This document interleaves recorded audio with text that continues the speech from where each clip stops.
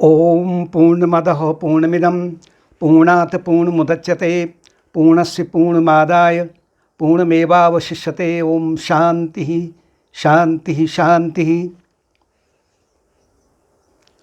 योग वशिष्ठ में उत्पत्ति प्रकरण के अंतर्गत कि सृष्टि की उत्पत्ति कैसे हुई, उसके अंतर्गत गुरु वशिष्ठ श्री राम जी को जो कि एक साधक का अभिनय कर रहे हैं, उनको एक अद्भुत कथा सुना रहे हैं।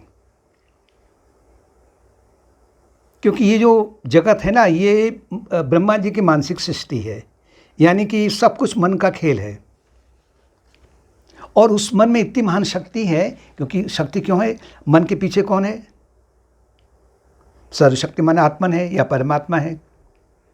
उसी शक्ति को लेकर के मन अद्भुत अद्भुत कार्य कर लेता है, यानी कि जो असंभव है उसको संभव कर देता है, और जो संभव है उसको असंभव कर देता है।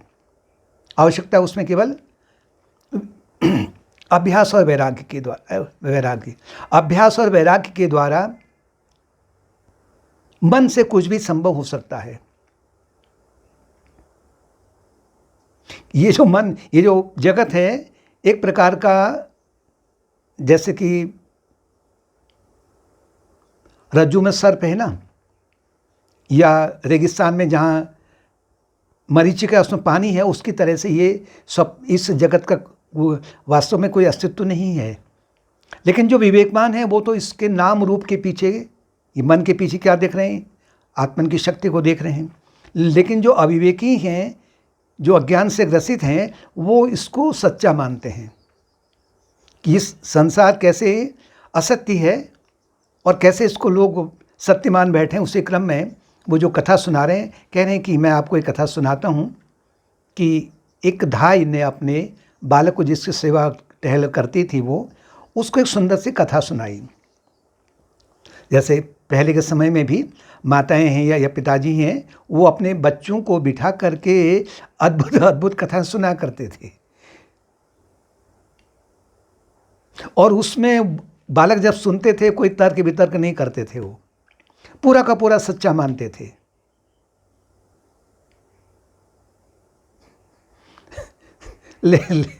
लेकिन उनका मनोरंजन होता था। तो उसी क्रम में गुरु वशिष्ठ कह रहे हैं कि श्री राम जी, मैं आपको एक छोटी सी लघु कथा सुना रहा हूँ।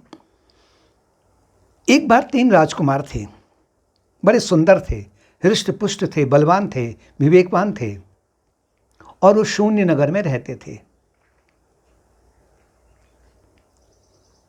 शून्य नगर का मतलब वो कहीं नहीं रहते थे, लेकिन बालक कथा को सुन रहा है।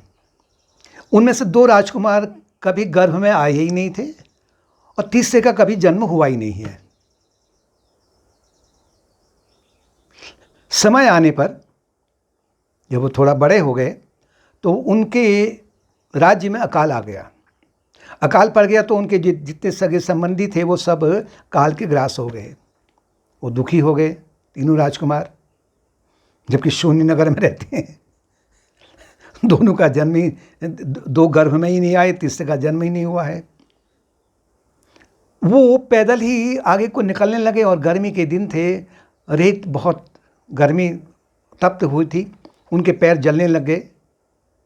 दूसरे राज्य में जब वो पहुँचे तो तभी उन्हें 3 वृक्ष दिखाई दिए। फल फूल पत्तियों से लदे जो वृक्ष थे, सुंदर उसकी छाया थी। उनमें से 2 वृक्ष में तो कभी अंकुरण आया ही नहीं था, और तीसरा वृक्ष कभी लगाया ही नहीं था।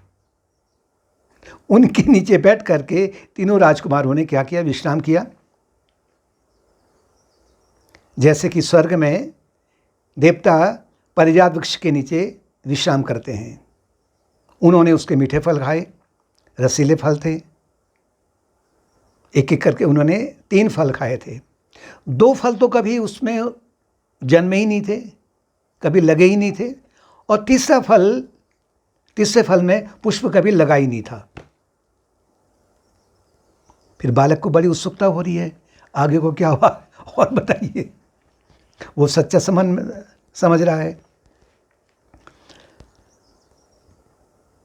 वो आगे बढ़े तो उन्हें चांदनी रात में एक सुंदर सी नदी दिखाई पड़ी, जिसका जल चमक रहा था।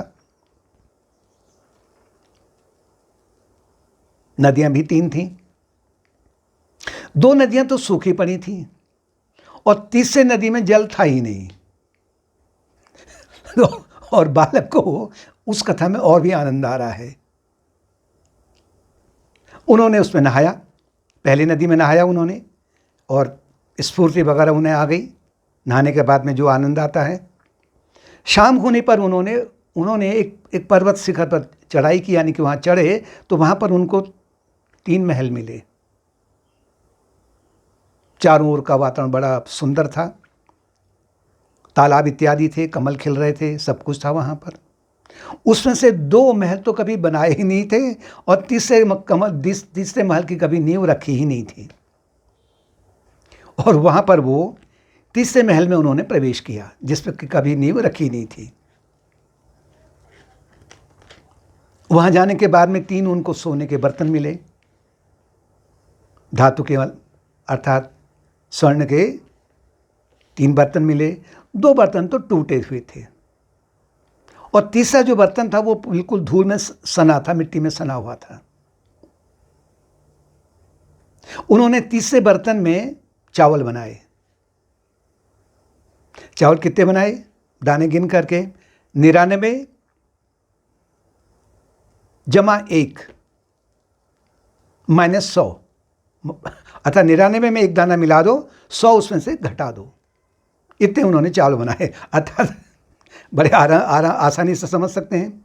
लेकिन बालक को ये है कि हाँ, उन्होंने चावल बनाए हैं, राजकुमारों ने चावल बनाए हुए हैं, तो उनको अब भूख लगी होगी, भोजन किया होगा। तो कहता है कि मुझे और आगे क्या हुआ वो बताइए, उन्होंने कैसे खाया, कब खाया। तो उन्होंने तीनों राजकुमारी ने 3 ब्राह्मणों को यानी अतिथि को बुलाया, क्योंकि एक नियम होता है कि पहले कोई अतिथि अगर आ जाए घर में उसको भोजन करा दिया जाता है, कोई ब्राह्मण आ गया उससे भोजन करा दिया जाता है। उसमें से 2 ब्राह्मणों के तो शरीर थे ही नहीं, बॉडीलेस थे, और तीसरे ब्राह्मण का मुख ही नहीं था, और तीसरे ने पूरे के पूरे 100 दाने चावल के खा लिए जो पके हुए थे, और जो बाकी बचा चावल था वो राजकुमारों ने खा लिया। यानी कि 99 और 1 100 दाने, 100 में से 100 दाने हटा दो तो 0 बचा। उसके चावल बनाए, वो उन्होंने बड़े आराम से खाए। 100 दाने चावल के खाए अतिथि ने, और बाकी जो बचा राजकुमारों ने खा लिया, और बालक को बड़ा आनंद आ रहा है। फिर वो शिकार करने के लिए आगे को निकल गए, क्योंकि थोड़ा पेट भर गया है, थोड़ा सा उनका जिससे कहते हैं कि स्फूर्ति आ गई शरीर में। शिकार करने के लिए जब वो गए तो गुरु वशिष्ठ कहते हैं, श्री राम जी आज भी वही तीनों राजकुमार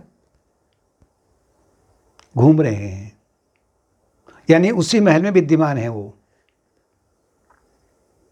कह रहे श्री राम जी विचार कीजिए, इसी तरीके से ये जो जगत है, ये जो विचारहीन हैं उनके लिए तो ये सत्य है। जैसे बालक सुन रहा है बड़े प्रेम से, उत्सुकता हो रही उसे, लेकिन जो बुद्धिमान है वो देखता है ये केवल मन का प्रक्षेपण है। जैसे सिनेमा घर में बैठ करके जो पहली बार सिनेमा देखते थे, तो वो सिनेमा घर में जा कर के बड़ा उन्हें ऐसा प्रतीत होता कि जैसे कि पूरा का पूरा सच्चा हो रहा है, उसमें कहीं जन्म हो रहा है यहीं, या कहीं खून खराबा हो रहा है, तो बड़े दुखी हो जाते थे। कहीं कुछ भला होता था वो सुखी हो जाते थे। लेकिन जिसको पता है ये तो केवल फिल्म है, ये तो केवल प्रोजेक्शन है, तो वो उसका एक मनोरंजन लेते थे। उससे उन्हें कुछ यानी कि उससे कोई राग द्वेष नहीं होता था, आसक्त नहीं होते थे। तो वैसे ये जो संसार है, गुरु वशिष्ठ कहते हैं कि संसार को केवल मन के प्रक्षेपण के रूप में देखिए आप, और इसके आधार पर जो है वो आपका आत्मन या जो राम है वही सत्य है। ब्रह्म सत्यम जगन मिथ्या।